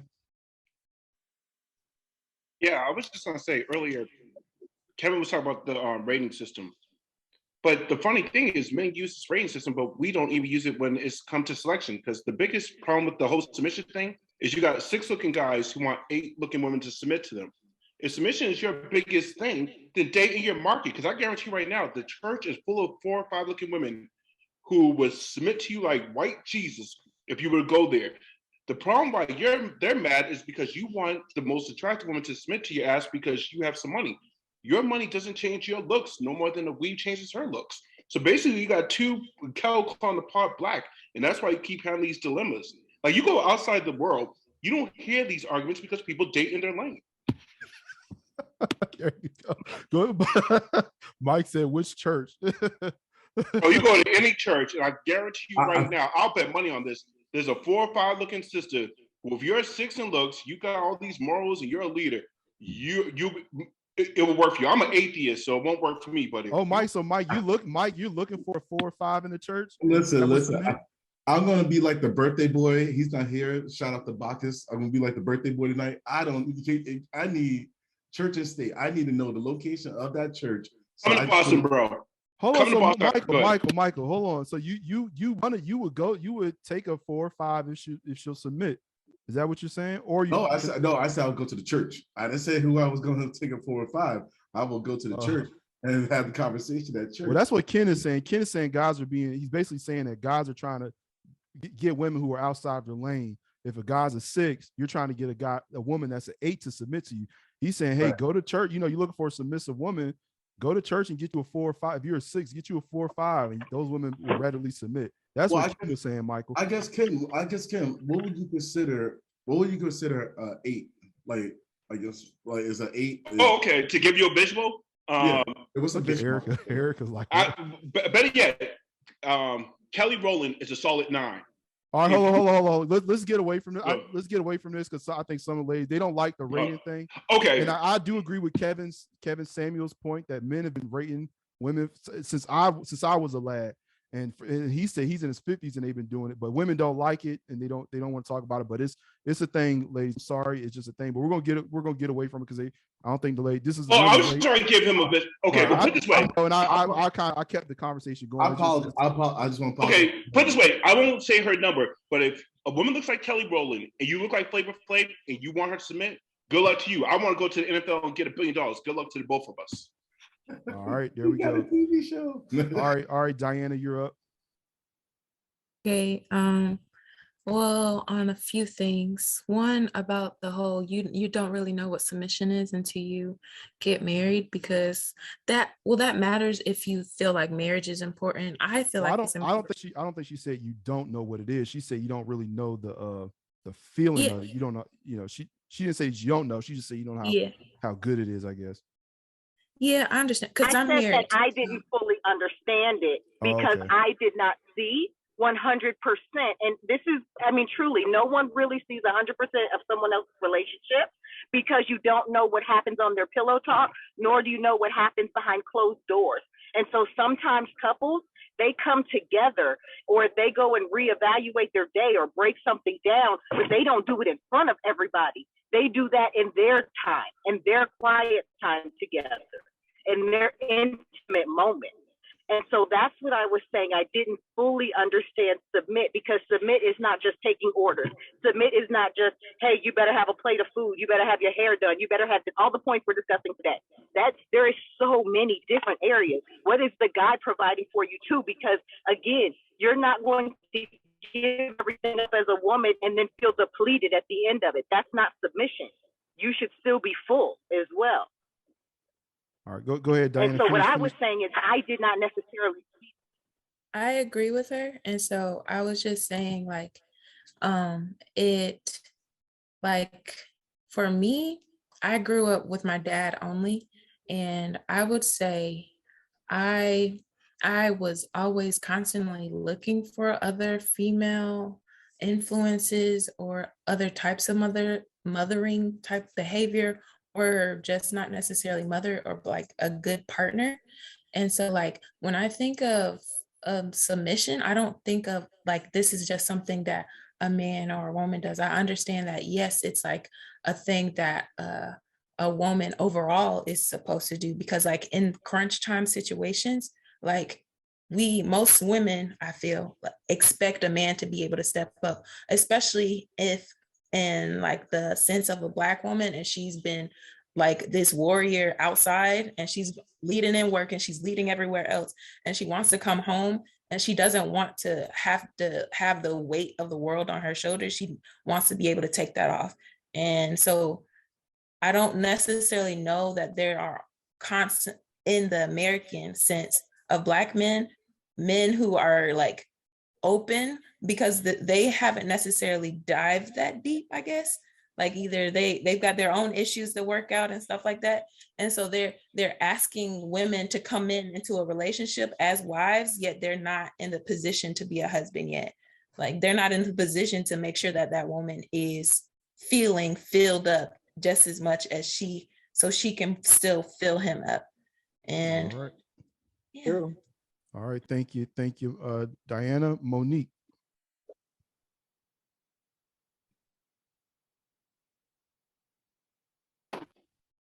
Sorry, I thought you were saying Diana go next. I was gonna comment on I forget the lady's name, but she was saying that she grew up in a Caribbean household, and that submission, submission was just something that they saw, and it wasn't like necessarily a question or a discussion. Mm-hmm. So I had just had this conversation with a friend of mine who is from the Caribbean, and she was saying the same thing about her mom, but what happened was her dad ended up cheating on her mom.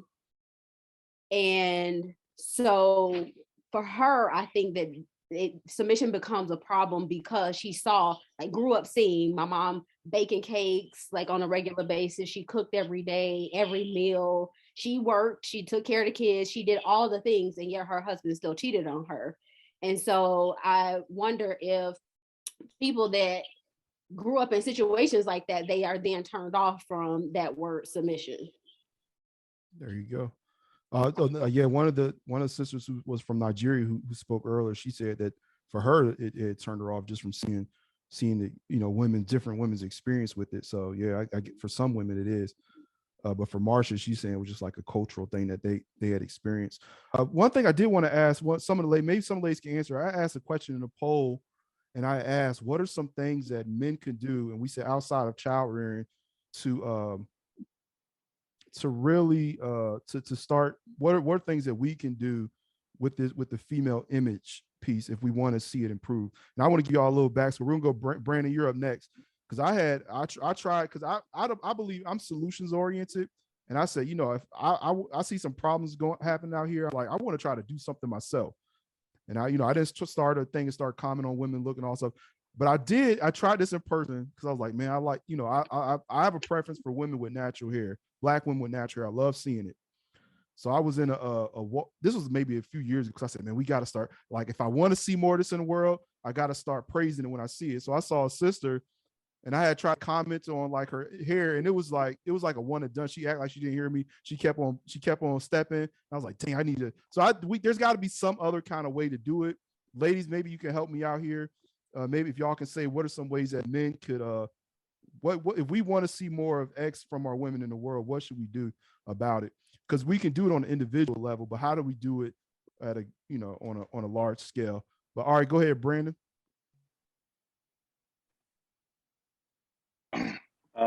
Hey, so I got 2 points. The first one's on submission, which is actually a little bit flipped, because I'm going to be speaking not to the guys in here, but just to a guy's point. The second one is as far as giving sort of like a male perspective to the women in the chat. about, I guess, what a lot of guys that I've been around are looking for.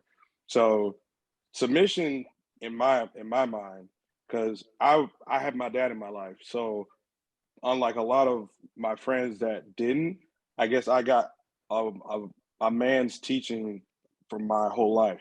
Submission to me is supposed to look like a woman's supposed to be able to come to a man and lay down her stuff, her issues, her worries at a man's feet. And he's supposed to be able to pick that up. From there on, she feels like, okay, now I want to work with this man. I feel like a lot of times, and I hate to say this, but it's from what I've seen, a lot of guys aren't willing to put in the work to earn a woman's submission. That doesn't mean that a woman shouldn't already come willing to give of herself, but at the same time, though, submission is not just, oh, I'm gonna just do everything for you. That's not how it works. So I have seen that in a lot of cases where a lot of guys, they want this faithfulness, they want all this from a woman, but it's like, what have you done? You see what I'm saying? Are you out there really doing as much as you can? Are you really not out there working? Are you trying to build toward their future? Do you have plans for when you have children? You know what I mean? Do you retirement, all this other things? You see what I'm saying? That's the first point. Is my question is, have you done the work to earn this woman's submission? The second part is sort of giving a male's perspective to women. I feel like, because I went to a predominantly white institution, so a lot of my friends there that were Black, because there wasn't a lot of Black women on campus, they did date out, even though they didn't want to date majority Black women. So when they did finally graduate, a lot of them did get with Black women, and they haven't had any complaints since then. What I've heard from them as far as what they were looking for was personality. If I'm being 100%, if I'm keeping it 100, it was personality first. Was she nice? Was she welcoming? Was she open? You know what I mean? Was she excited to, not trying to be funny, was she excited to be in a relationship, or was she fearful? You know what I mean? Did she seem uneasy a lot of the times in a relationship? So I think even if we take looks out of it, so speaking to my ladies in the chat, do you know how you look coming into a relationship? Do you look fearful? Do you look defensive? You know what I mean? Do you look like you're actually open and exciting to get into this, start with another person? And that's all I wanted to say. Great commentary, Brandon. I agree a lot with what you said. And you're giving some men, you're putting some accountability off on the fellas. And I think the next conversation, we might have to put a spotlight on some of these guys, man, because I've been seeing some stuff that's going on. I've uploaded just some, like, y'all hear these kind of conversations we're having. They're just straightforward. We're not really, there's no women or men bashing going on here. But I upload these sort of stuff to the internet. D on your neck, man, she trying to figure out what's up with you. But I upload stuff to the internet, then men just come out of nowhere just complaining and saying women this, women that, when the content of the video wasn't even about that. So we might have to start putting the spotlight, because we got the spotlight on the ladies this conversation.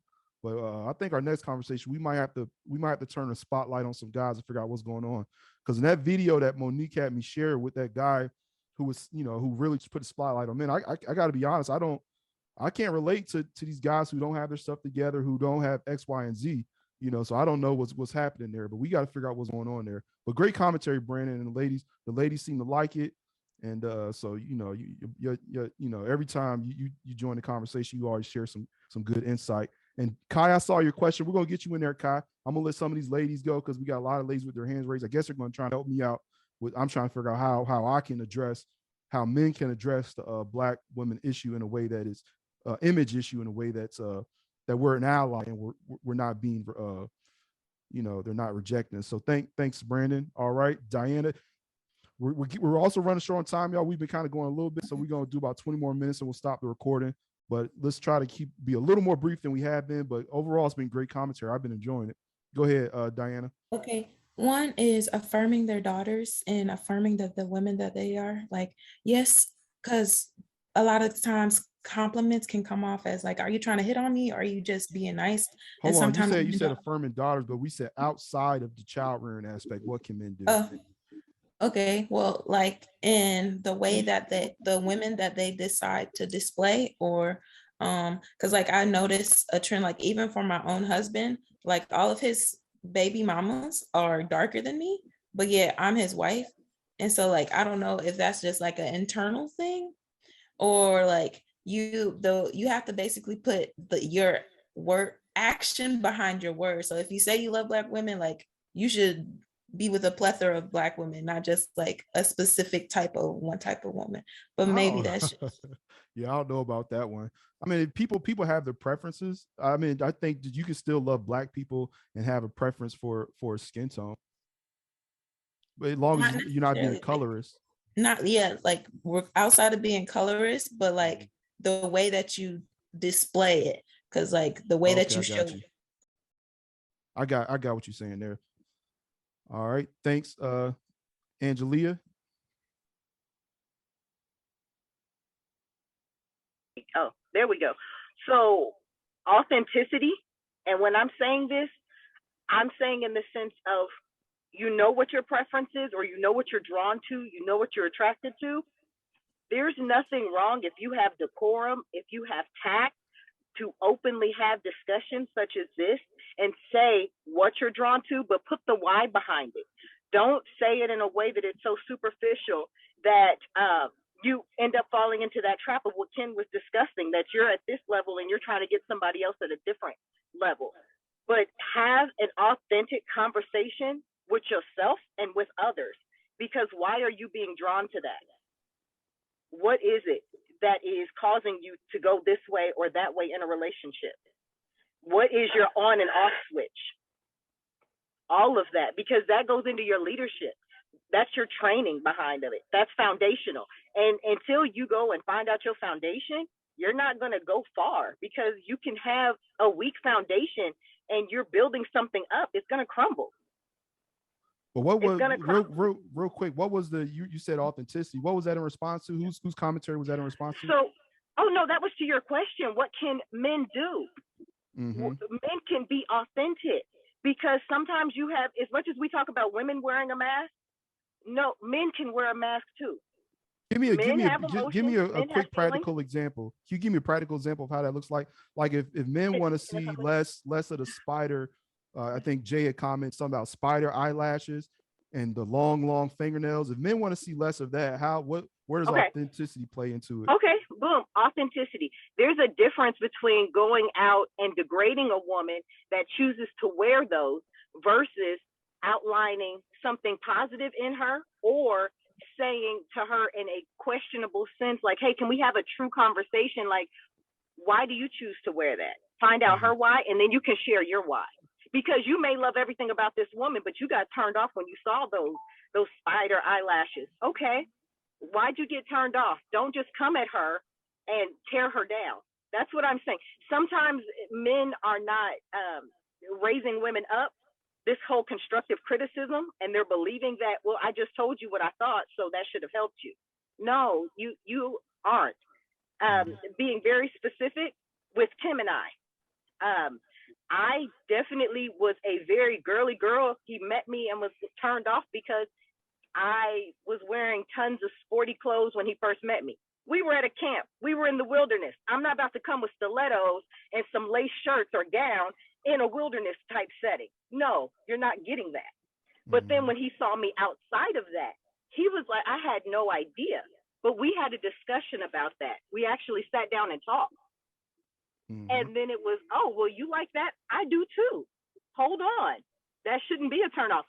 And many people are going to be like, sis, you got with a dude who told you he didn't like you because you had on a khaki and t-shirt? I did. But I gave him the wrong number at first. Keep it real. I gave him the wrong information. But hold on, Michael, don't throw your hand up. I saw that. But but at the end of the day, we got married. No, we did get together, but it took a conversation though. It really did. And that's what I mean by authenticity, because you can sit down and have a conversation with somebody, but until you know your why and your reasoning behind it, you're not going to actually get to the root of anything. You're not helping. You're not being goal driven, or you're not being solution focused at that point. All right. And I think if a lot more people had discussion, you would have a lot less guessing on, I know that a man is attracted to this, so I'm going to do this. Or I know women at this level are attracted to this, so I'm going to do this. When you don't actually know. So there we go. She said authenticity. I know how to do it on an individual level because I did it with my ex. When I got with my ex, she had I guess a perm, and she had extensions. I guess extensions are what make a woman's hair fuller. So I got with her. So I don't mind it at the surface level, but I think as a man gets to know a woman, he's wanting to peel back the layers and see who she is without the makeup, what's her hair like without all the stuff that's going on there, what's happening there. And I stuck through the, where her had the press and the stuff like that. And then she started to grow out her natural hair. And then I had to stick with her when she cut off the natural hair and she had that small little mini fro. So guys, if we want to see this with women, are we gonna stick with her through the small puffy fro stage? And then she grew it out and she started to wear it natural. And then maybe I did something. I used some dark energy, and whenever she would put on, like even when she had natural hair, she would still wear, I guess, like the wigs occasionally and the little something like a little fake ponytail. I would criticize, like, man, if you don't get that right off your head, I would say stuff like that. But see, just trying to encourage what I want in the world. But that's what I know, Latoya. It worked for me. I will say that once we ended our relationship, she went back to she always had a thing whenever I see her online, so that she always has that thing back in her head, but I don't like it. So I'm trying to figure out constructive ways to encourage what I want to see. We're running short on time. I'm gonna try to get these last ladies through, and then we're gonna end the recording. Go ahead, Lena. Okay. Just going back, I guess what you were saying and what others were saying, it's just that be authentic to yourself, because you have men. Okay, if you're saying that you don't like wigs and you don't like the long nails and all this craziness, then don't date them. So you have men, they'll go back and forth because maybe the woman has a nice body, but then she wearing the blonde wigs and all this craziness, and then you're dealing with them. So you're also kind of co-signing that it's okay. So if you're having all of this that that you don't like, then stop dealing with the people. And then also women, just like everybody's on social media, then you got men liking all this. So then if you're liking all of this, then the women are like, okay, well, it must be okay because they're liking it.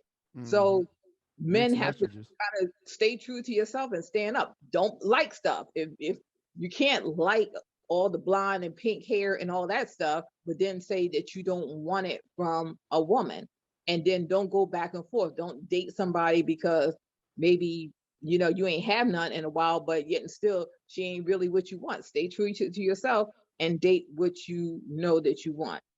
Good commentary. And, I can understand how a lot of women can be confused by it. And I just said that when I met my ex, she had hair that wasn't mine. And I want ladies to say that it's not that we don't like it, how it looks visually, but as we really dive in and we get to know a woman, and like I said, we start to want to peel back the layers to wonder, because it's not to say that it doesn't look good. It's just to say what our main preference is. But it's just a different take. And I know it sends mixed messages of women. I get that. So go ahead, Simone.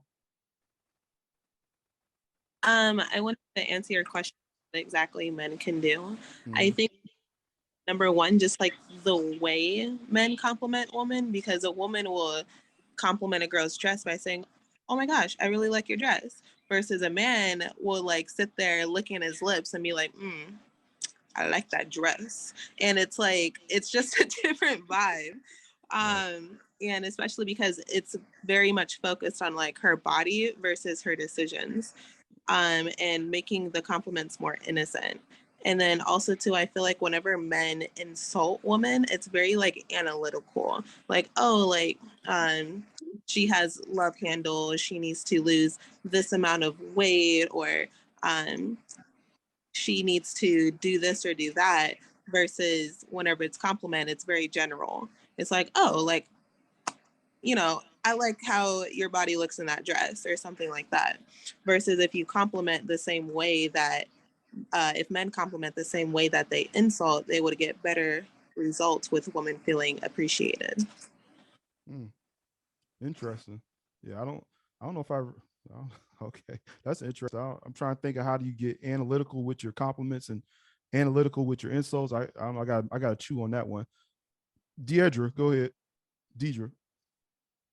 Thank you. It's Deirdre, but you can call me Deidre. It's fine. But what you said earlier, when you said you saw a woman and you complimented her on her hair, I think that was the right thing to do. But right now, there seems to be a rebellion between Black women and Black men. Like one can't get the other to do anything. So I think that's why your compliment wasn't very receptive, but or why she wasn't very receptive to your compliment. But on a bigger scale, I think Black men, to change the image of Black women, what y'all can do is support us when other people are attacking us. That's a step forward. When other people are attacking us, y'all can come forward and support us, and then we'll start being softer towards y'all, and then maybe we can come together and work on each other's image. And it goes for Black women too. When people are attacking Black men, I think as Black women, we have a responsibility to, go to bat for y'all, because at the end of the day, we're all Black. So we look a certain way outwardly to everyone else. So we're all we have. We have to support each other. So just be more supportive, less critical, because y'all be some of the main ones attacking us. Well, not y'all, but some of y'all. The main ones attacking Black women. So that's why when y'all finally do give a compliment, we like brush y'all off. Right. I got you. We're Because it seems sincere and genuine. Exactly. I got you. Yeah. Yep. A lot of stuff seems like it's by design too. Go ahead, LaToya. Okay. What I think is like from my personal experience, like I probably wore my hair natural, never pressed, no weave, no anything for years. And I did realize the difference in compliments or the approaches I got from men versus like now I'm more versatile. Like now I will throw on a wig, I will press it out, or I wear it curly, the next day or whatever. And that's on purpose, because I realized that like when I was wearing my hair in its natural state all the time, I would get compliments from men. Men would, oh, hey, I like your hair. But I think it wasn't like they was trying, like they weren't like, because like how who was it? One of the ladies that just spoke just said like how a man would be like, girl, that dress, like be like that with me. Like if you interested in me, like show me, like, oh girl, I like your hair, you looking good, not just, oh hey queen, like I'm your sister. It's a different level of a compliment. Like, okay, that's cool, it's thanks, but like, if you ain't trying to holler, that's so I guess what I'm just trying to say is like date those kind of women, be like show that you are attracted to those kind of women, and like put those women on the pedestal, and other women are going to see that too. But like I would get those comments, and then the guy would be like, oh yeah, you look good, like your hair, and then go on and sit and talk to a girl with a weave for an hour at the bar. You know what I mean? So, and I'm noticing that, and I'm like, okay, well, let me get me a wig. And I do notice a difference in attention that I get from men when I'm one way versus the other. So I guess like one of the other ladies just said too, is like, okay, if that's really what you are interested in, stand with that and like actually date those women, show those women the attention, and don't waver on what you're saying you don't like, and women will learn. There we go. Yeah, it's I don't know, and I've been guilty of that in the past too. I'm still, sometimes I'm still guilty of that, because what looks good just looks good, but it's a different energy. It's just a different energy that men approach, I guess, with depending on the presentation. So men, we got to be more intentional with how we're approaching women and things we're saying. We're gonna go to Marsha and then Kai. I almost forgot about you, but Kai's probably gonna finish this out because he didn't know how to hit the reaction. So because we're closing in on 10 o'clock, then we're just gonna open it up. Go ahead, Marsha, and then Kai. Yeah, I do agree with some of the ladies that, guys will say, I like women who have natural hair. But when you find out what is natural to some of them is like a girl who has curly, fine hair, loose hair, but a girl who has kinky, that strong Afro look, they're not attracted to that. They're more so with the women who have the fine, curly, loose hair, or they're looking for, I want a woman with a natural body.